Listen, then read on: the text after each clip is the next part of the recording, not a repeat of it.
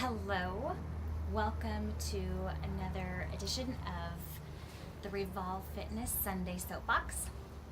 Um, Today is a beautiful day.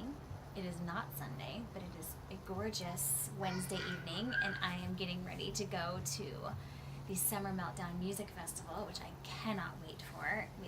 Have looked forward to it all year long.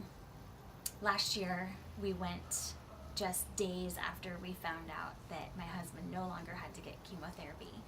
So I don't know if it was that response to we're kind of like shell shocked with joy of being free from his cancer treatment. We didn't really even know how to respond, but we had a wonderful time at the music festival, and I'm very excited to go back. One of my favorite musicians, Trevor Hall, is going to be performing. So I'm filming this on a Wednesday evening, and it's beautiful. But I thought I would share today about a topic that keeps coming up with especially my female clients. Not so much my male clients, but my female clients tend to have a storyline in their brain that exercising and watching what they eat, taking time to de-stress, that all those things are selfish, and that they can tend to fight back feeling guilty for taking time away from themselves when they also have children to raise and relationships to be in and work, jobs to be at. And so I thought I would talk about that because it's so common, and because I think it is a natural, it's just natural in our society. I know we haven't had too many examples of people who have take care of themselves in a healthy way. So we can get that idea that it is a selfish thing to do. And I'm trying not to be distracted by the people walking by right now. I know personally, I have definitely felt that way. I have felt like it was selfish, or there wasn't enough time for me to do all the things that I had to do for my family. So how in the world could I then rationalize taking time out for just myself? It felt very luxurious and selfish. But what happened is, over time, which I know I've shared a little bit on Instagram, is that I became really bitter and resentful.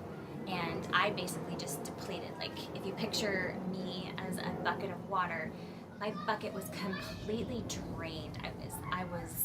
It was like I had nothing left. And I was trying to give and pour out more to my kids and to my husband and our partnership and our community, but there was nothing left to give. So I like to view now the time that I take for self-care as not only good for myself, which is not selfish to think that way. It's okay to take care of yourself. But it's also really beneficial to my family and my friends. Because if I am only giving out bitterness and resentment, they are definitely not going to be enjoying my relationship. They're not going to be benefiting at all. But if I can pour into myself, make sure that I am in the healthiest state that I possibly can be, then I'm going to give them good stuff. I'm going to be a fun friend. I'm going to be a fun mom who is caring and invested and excited to see her kids. And I'm just going to be a much better spouse, be a girlfriend to my husband. That sounds like a win-win-win all the way around.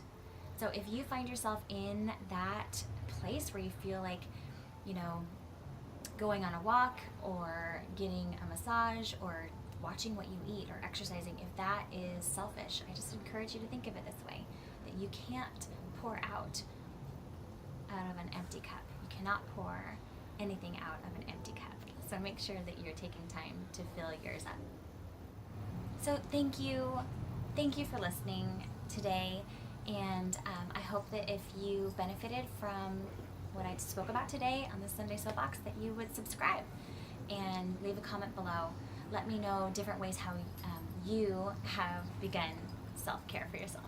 Oh, hello, look at my little neighbor kitty cat. Oh, to say bye. Have a good one.